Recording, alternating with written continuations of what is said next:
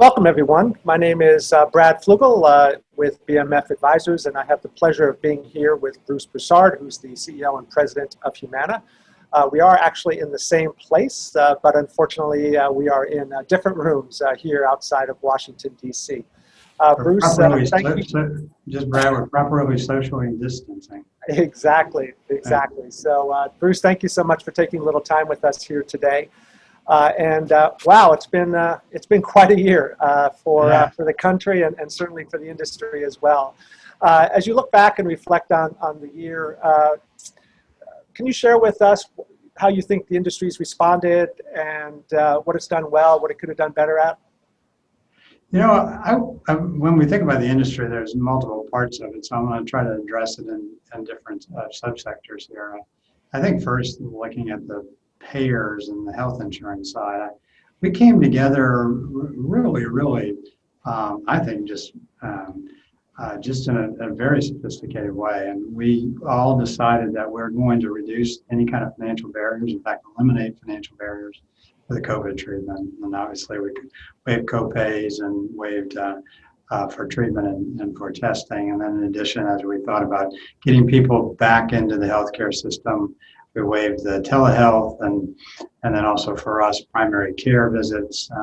And I think just that coordination brought a really a nice way for the industry to respond to a fairly complicated area. As you think about the healthcare industry overall, I was part of a large, broad CEO council that we coordinated a number of different things through the crisis, all the way from being able to ensure that hospitals were getting the proper PPE, and it was just really amazing to see the hospitals begin to share their PPE in the crisis, working with suppliers and getting the PPE to the proper areas, both in hospitals, but also in areas like nursing homes and then in home health and other areas. And then in addition, coordinating the testing. And it was really a neat opportunity for all of us to sort of come together and show that connectivity that we can bring as an industry. And then I would say the pharmaceutical side has been quite impressive in the pharma industry and them coordinating the response for the vaccine and the development of the vaccine. So I would say in each sector overall as a healthcare industry and then within the various different sectors, you saw this coordination and really putting down all arms on the competitive side to really advance the country for this crisis that we were dealing with. So quite impressive. Yeah, it has been good to see the industry coming together and eliminating certain kinds of historical, competitive, and relationship barriers. What has the experience taught you, either as a leader, or has it had any impact on how you view Humana's long-term strategy? I would say a few things. Just from a Humana point of view, it has confirmed this omni-channel need in healthcare, where convenience and the most effective care is more than just going into the institutional setting. And we've found that when the platforms that had an omni-channel, whether it was in the home, telehealth, even being able to get individuals to the primary care or to doctors in general through transportation, really offered flexibility based on both the environmental issues out there, social distancing and other areas, the personality. They were concerned about their safety, the vulnerability of contracting the disease, the virus, or for that matter, just being convenient. And we found this omni-channel as being a really effective way to do that. And I think about that, and we have been moving in that direction. COVID just both reconfirms it, and in addition, it accelerates the change both inside our organization, but in addition, I think the industry overall's adoption of that. So that's sort of the industry side. The second area that I reflect on is, as a leader, I have found that I have to be much more intentional in leading in a virtual environment. And I really, as I think about the physical offices and everything, which I am a big believer that you have to have physical interaction, similar to what we're doing today, to continue to rebuild and strengthen relationships and even newer relationships. I think about some of our teammates that have just come in or early in their career, and having that natural conversation, the casual collisions is really important. But I also have found that the physical office has been a crutch for me. And what I mean by a crutch, it's given me this sort of false sense of appreciation that I'm building a culture because I'm in the office. And what I have found in the virtual environment, that because we have 500 offices and 50,000 people, that through my intentional outreach to individuals, my town halls that I have that are virtually, to the ability to communicate both in the written form, I've been much more thoughtful in how I communicate and the breadth of my communication, as opposed to thinking I'm communicating because I'm going in the office. So I found that for me, being intentional outreaching to our teammates has been a really great learning for me, that it was, I would say, I had this false sense that I was doing that by just going into the office. And then the third thing for me as a learning is the health inequities. I have found that I had an appreciation for it, but as we've seen the social unrest that's happened and what's happened in COVID, I, as a leader, feel more responsible today about the inequities and in addition, the diversity and inclusion in our organization than ever before. It has been a great learning for me. It is, I think, a more responsibility as a leader to carry this on and to really help assist in reducing those barriers, whether it's in the health area or whether it's in our ability to give advancing people on their careers. Yeah, well, you guys you personally and Humana have been really leaders around some of these aspects of social determinants of health, and good to hear that you're going to even do more around those issues going forward.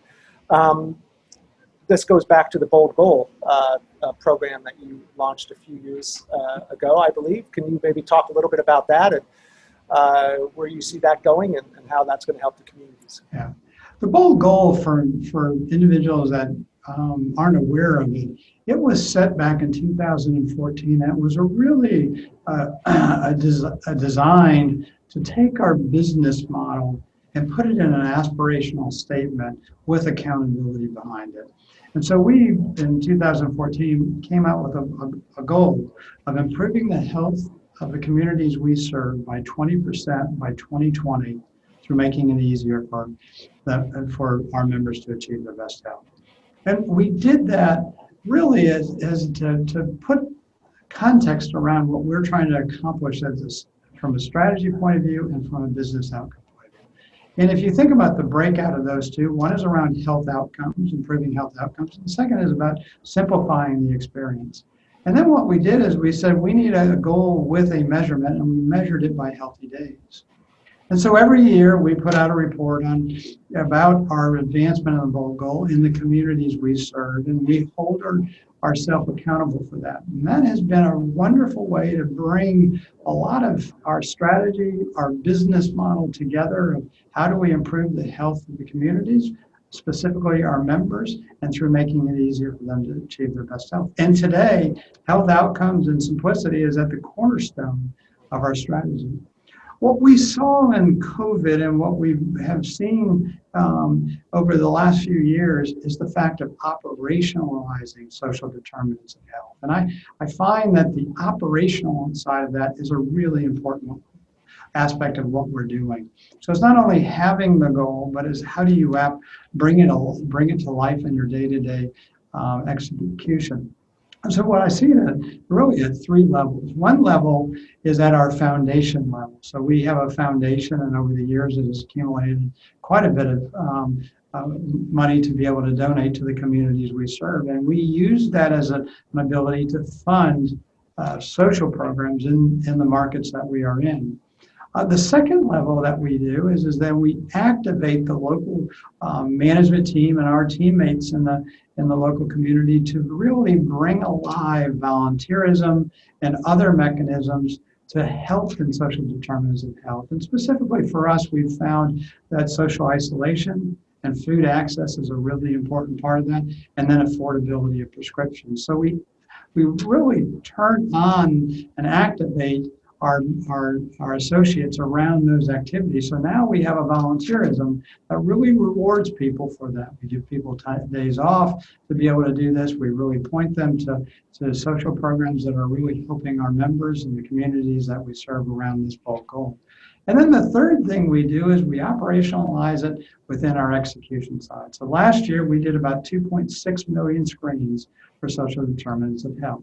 This year through COVID, we've delivered close to 1 million meals.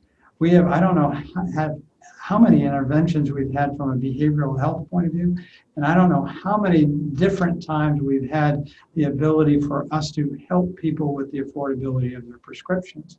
But the ability to screen them, to have the programs in the local market to solve the problem they need, be able to direct them to that program, and then be able to follow up through our providers and through our care management programs to ensure it's happening, and then to be ensured that if they need other interventions, that they are coordinated with the social determinants of health. Yeah, you mentioned I'd like to go back in terms of bridging a couple of these concepts. Humana has been well known as for your consumer centricity for years and years, and it's been a key part of your success in MA and some of your other programs. How has that consumer centricity helped you guys think through how to advance health equity? I would tell you, this starting from the customer and working back, it has been a journey for the organization. And many organizations naturally fall into it's what we were going to do for the institution and then working outwards. And this move, going back from the customer back and really on two fundamental aspects. One is around how do we make it simpler to help build trust?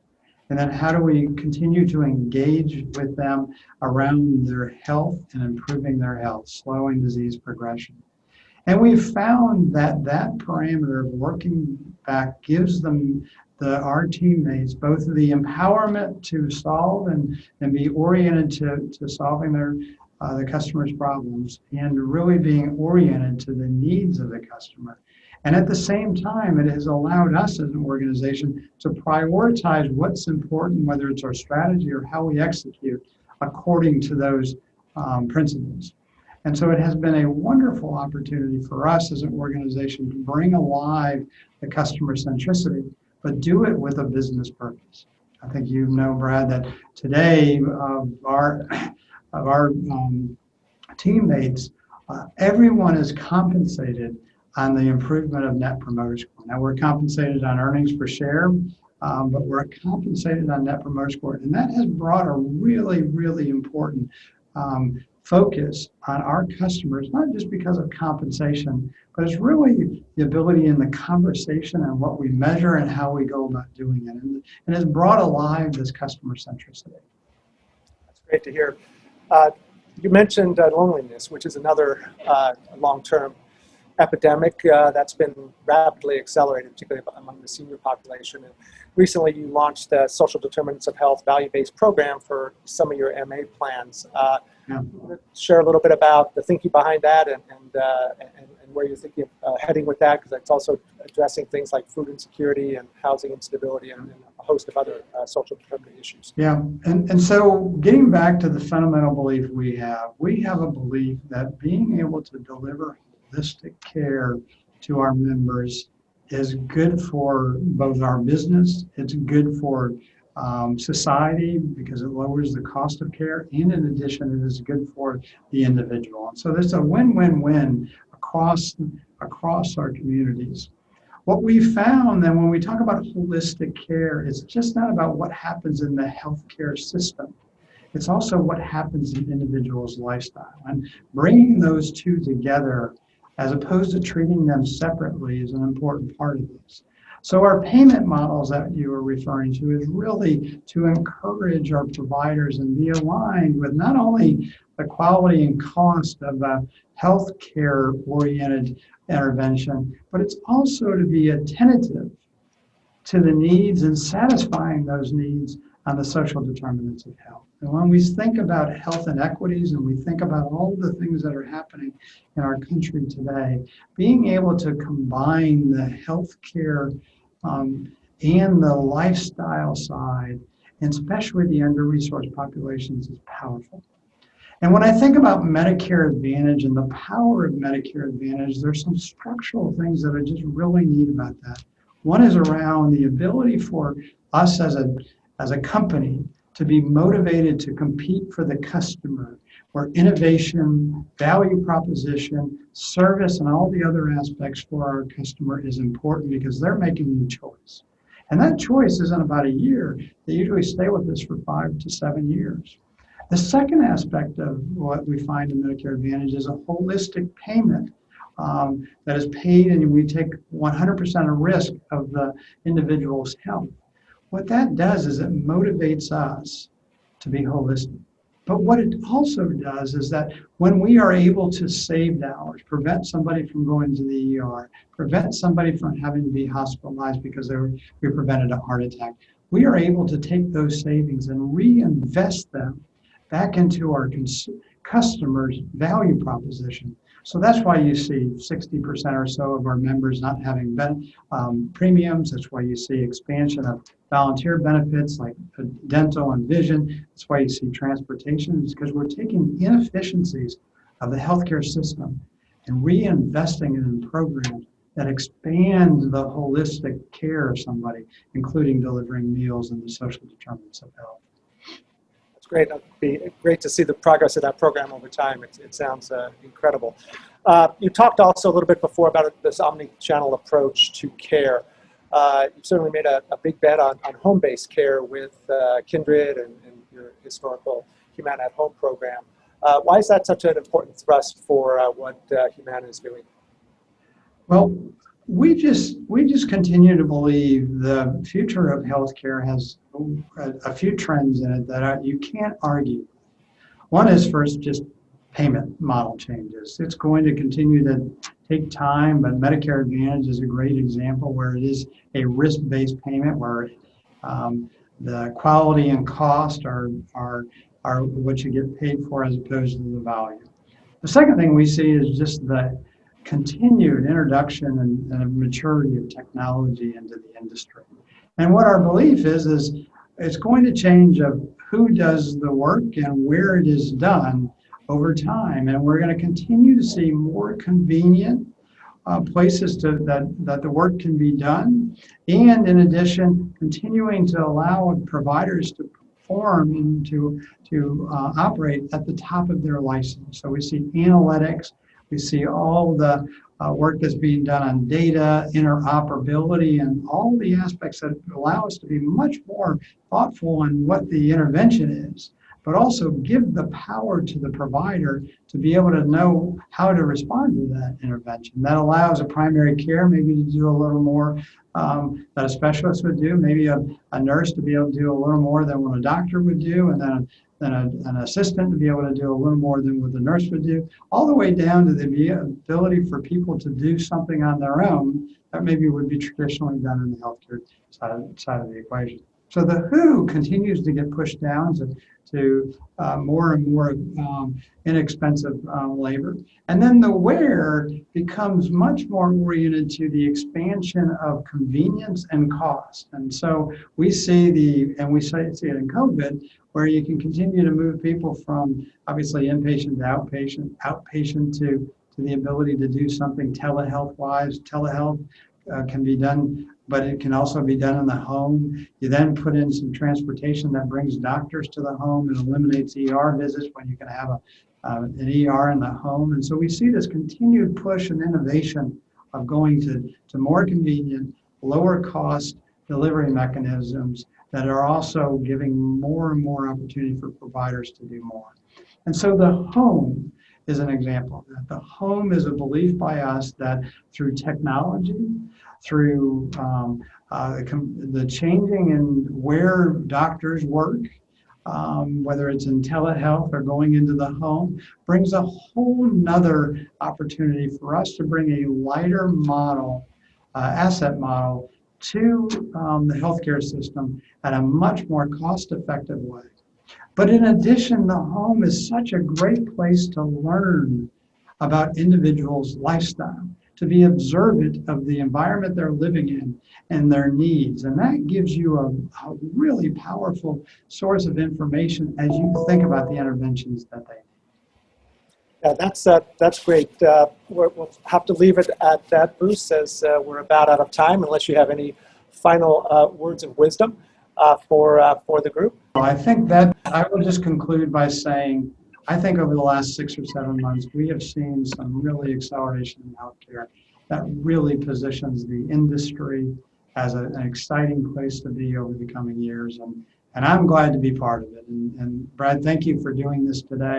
And I hope our audience really enjoys the whole program.